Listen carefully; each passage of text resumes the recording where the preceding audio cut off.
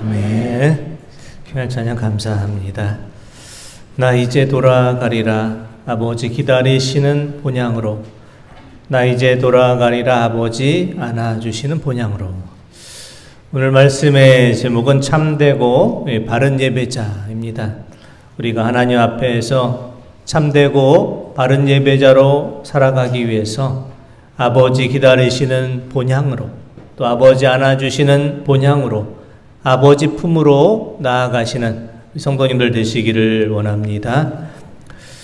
얼마 전 그 스스로를 독생녀, 하나님의 외동딸 이렇게 부르는 통일교 교주 한학자 씨에게 정치자금법 위반, 청탁금지법 위반, 증거인멸 교사, 업무상 횡령 등 4개의 혐의로 구속영장이 청구되었습니다. 한학자 씨는 국민의힘 권성동 의원에게 1억 원의 불법 정치자금을 제공하였고, 또 건진법사 전성배 씨를 통해서 김건희 씨에게 8천만 원 상당의 금품을 전달했다라는 혐의를 받고 있고, 김건희 특검은 통일교와 국민의힘 당사 압수수색을 통해서 통일교 교인으로 추정되는 11만 명의 그 국민의힘 당원 명부를 확보를 했습니다. 말로만 떠들던 그 사이비 종교, 이단 종교와 정치 권력과의 유착이 하나씩 드러나고 있습니다. 통일교뿐만 아니라 신천지, JMS와 같은 이단에서도 정치 권력과 깊은 관계를 맺고 있는 것으로 알려져 있습니다. 이단 종교들이 정치인들을 적극 후원하고 자신들의 신도들을 동원해서 특정 정치 세력을 지원하고 있는 이유는 무엇 때문이겠습니까? 잘못된 자신들의 비리를 덮어주고 무마시키기 위해서 서로 주고받는 그런 공생관계가 된 것입니다. 오늘날 많은 이단 종교들이 또는 거짓된 종교인들이 하나님 앞에서 참된 예배자가 아니라 하나님의 이름을 이용하고 있습니다.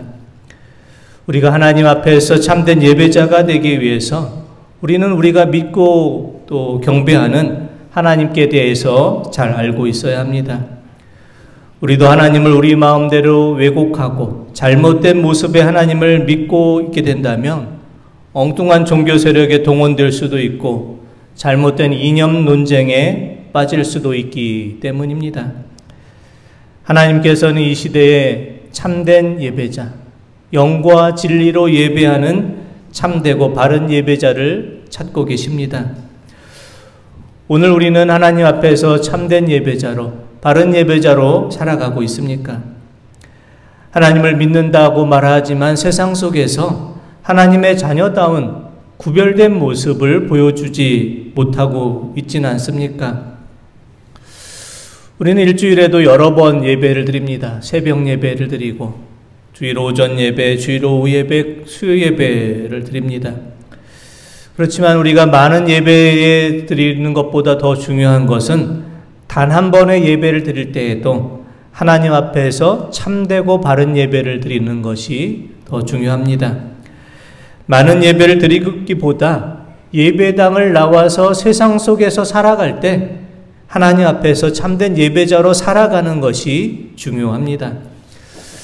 그렇다면 하나님 앞에서 참되고 바른 예배는 어떤 예배이겠습니까?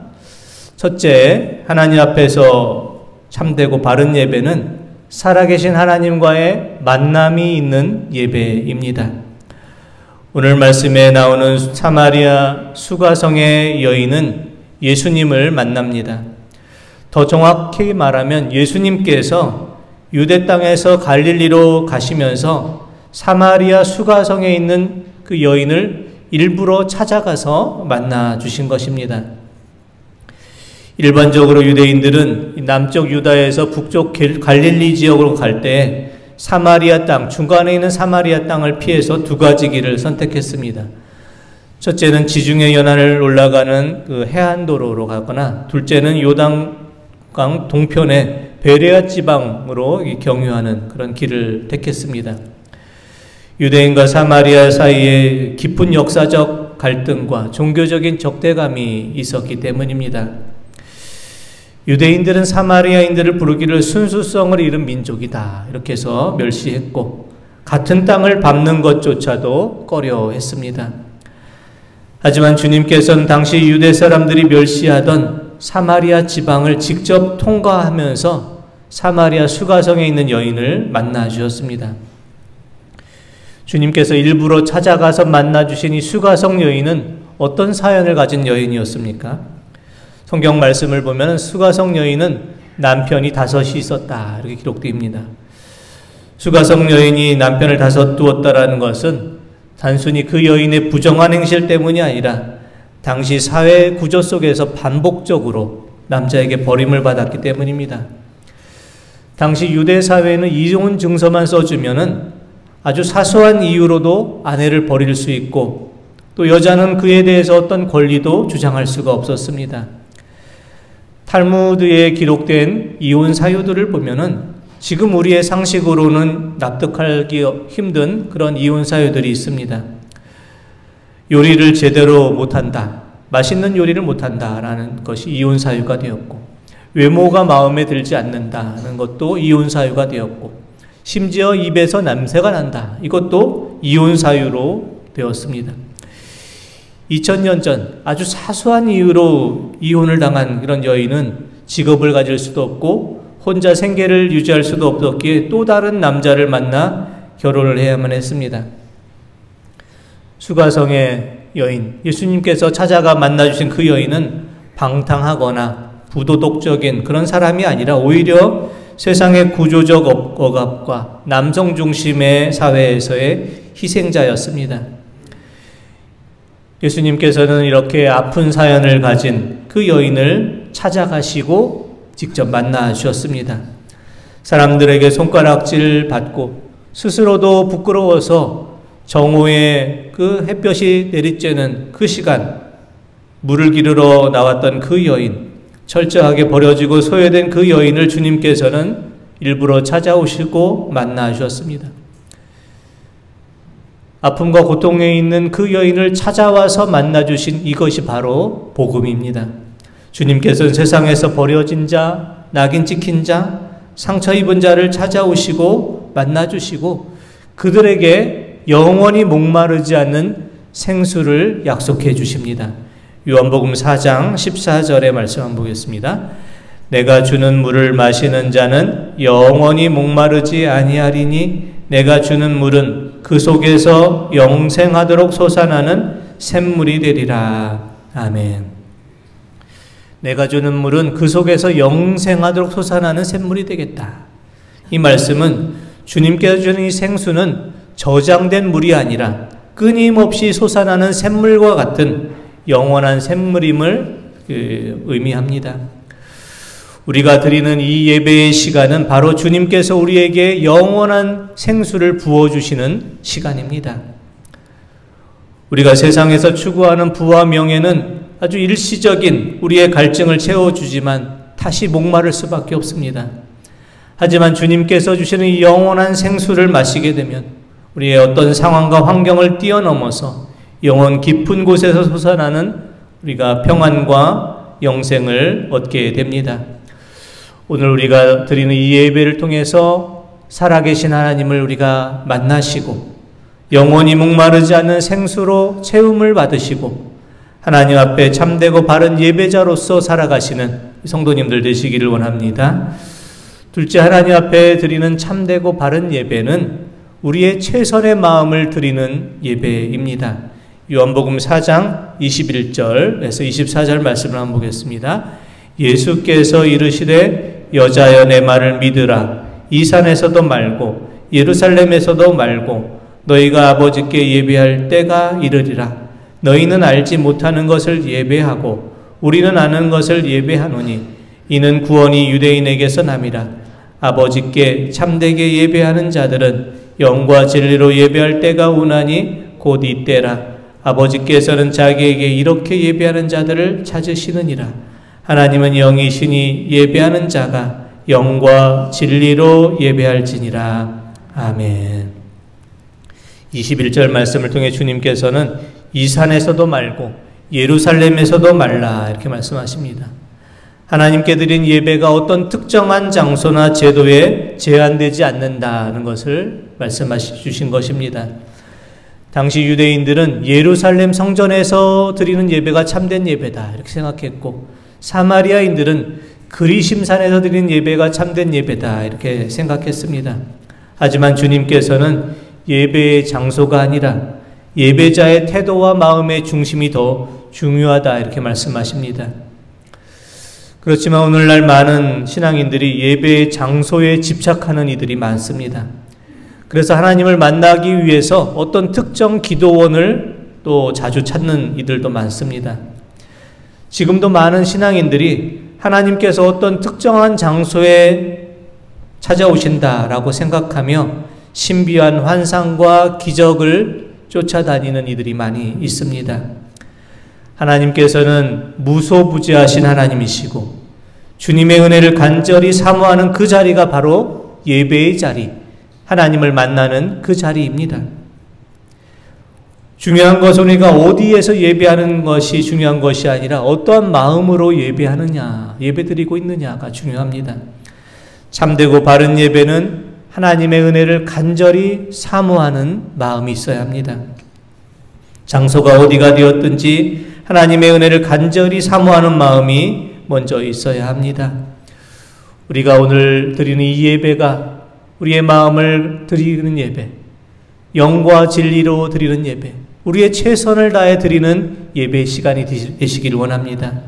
기도 드릴 때 우리의 마음을 담아서 간절히 기도하시고, 찬송을 부를 때 찬송가 가사 한 구절 한 구절에 우리의 마음과 뜻을 담아서 또 부르시고, 말씀을 들을 때 우리의 마음을 활짝 열고 하나님께서 내게 이 말씀을 주시는구나, 말씀을 받아들이고 말씀을 통해 하나님의 음성을 들을 수 있기를 원합니다. 우리가 온 마음을 다해 예배 드릴 때 말씀을 통해서, 찬송을 통해서, 기도를 통해서 우리는 하나님을 만날 수가 있습니다. 우리 교회 연로하신 우리 성도님들, 육신의 연약함 때문에 예배 시간에 앉아 있는 것도 참 힘들어 하시는 분이 많습니다. 하지만 그럼에도 예배 드리는 모습이 최선을 다하는 모습임을 우리가 알게 됩니다. 수요 예배 시간이나 우리 주일 예배 시간에도 30분 전에 예배 오시는 분도 있고 1시간 전에 예배 오셔서 성경을 말씀을 미리 찾아보시고 기도하면서 예배를 준비하시는 우리 연로하신 또 성도님들 보게 됩니다. 이 모습이 바로 하나님께서 찾으시는 참된 예배자의 모습입니다. 우리가 드리는 예배의 모든 기도, 말씀, 찬양에 우리의 마음과 정성을 다 담아서 하나님을 향해 최선의 마음을 담아 예배드리며 하나님 앞에서 참되고 바른 예배자로서 살아가시는 우리 성도님들 되시기를 원합니다. 셋째, 하나님께 드리는 참되고 바른 예배는 예배를 통해서 변화와 회복이 있는 예배입니다. 오늘 예수님을 만난 수가성 여인은 예수님을 만난 이후에 예수님을 만난 이 소식을 전하기 위해서 자신이 속한 그 마을로 달려가서 이렇게 외칩니다. 요한복음 4장 28절에서 30절 말씀을 한번 보겠습니다. 여자가 물동이를 버려두고 동네로 들어가서 사람들에게 이르되 내가 행한 모든 일을 내게 말한 사람을 와서 보라. 이는 그리스도가 아니냐 하니 그들이 동네에서 나와 예수께로 오더라. 아멘. 사람들의 눈을 피해서 정오에 이 뜨거운 시간 물을 기르러 왔던 그 여인이 이제는 예수님의 말씀을 전하기 위해서 마을 사람들을 만나러 마을로 달려가고 있습니다. 수가성 여인은 예수님을 만나기 전에는 사람을 피하고 숨어 살았던 사람입니다.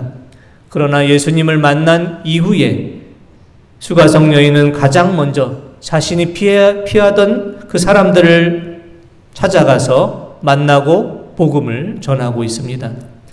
물동이를 버려두고 달려갔다라는 말씀은 단순히 물그릇을 내려두었다는 말씀이 아니라 그녀 자신의 과거의 삶의 무게, 과거의 수치와 상처, 세상의 목마름을 모두 다 내려놓았다라는 말씀을 의미합니다. 예배는 바로 이렇게 우리의 삶의 변화를 일으켜줍니다. 무겁게 짓누르던 우리의 과거를 내려놓게 하고 상처 입은 영혼을 치유시켜주며 소망 없던 삶에 새로운 소망을 불어넣어 줍니다. 하나님 앞에 나와드리는 이 예배를 통해서 우리의 삶의 변화가 일어날 수 있기를 원합니다. 하나님 앞에 나와드리는 예배를 통해서 죄 가운데 있던 자가 회개하고, 하나님 앞에 나와드리는 예배를 통해 낙심해 있던 자가 다시 용기를 얻을 수 있기를 원합니다. 하나님의 사람은 예배를 통해서 하나님을 만나고, 예배를 통해서 힘과 용기와 소망을 얻는 사람입니다. 오늘 우리가 드린 예배를 통해서 우리의 삶 속에서도 변화와 회복이 다시 시작되기를 원합니다. 주님 앞에 무거운 짐을 모두 다 내려놓고 모든 상처가 치유받고 우리가 잃어버렸던 기쁨과 감사와 소망이 다시 살아나기를 원합니다. 오늘 함께 드린 이 예배를 통해서 살아계신 하나님을 만나시고 우리의 마음과 뜻과 정성을 다해서 영과 진리로 최선을 다해서 예배를 드리시고 예배를 통해서 변화되고 회복되어서 기쁨과 감사와 소망이 넘쳐나는 참되고 바른 예배자로 살아가시는 우리 모든 성도님들 다 되시기를 원합니다.